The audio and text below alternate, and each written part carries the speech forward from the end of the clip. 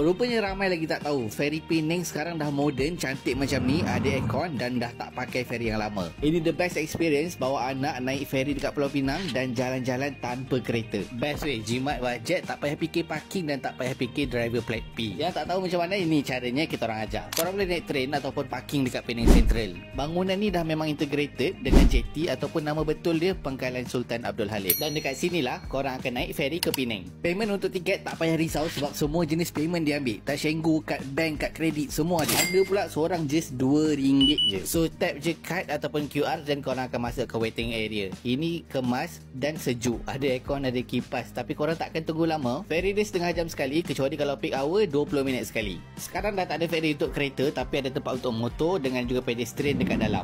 Memang selesa untuk perjalanan selama 10 minit. Siap ada tandas lagi, cuma korang kena awal lah kalau nak seat kosong. Bila dah sampai, korang akan turun dekat Pangkalan Raja Tun Uda. Ni betul-betul dekat Georgetown. Senang je nak pergi mana-mana. Stesen bas pun ada. Tapi kalau setakat nak pergi Georgetown, jalan kaki pun dah boleh. Kita orang pergi ke Padang Kota dulu. Lepas tu bila sampai dekat sini, jangan lupa cari Astaka Kota Selera. Dekat sini ada mi sotong Hamid Patah yang super sedap. Lepas tu ABC macam ni. Lepas makan, kita boleh pergi banyak lagi tempat lain. Tapi nanti kita sambung.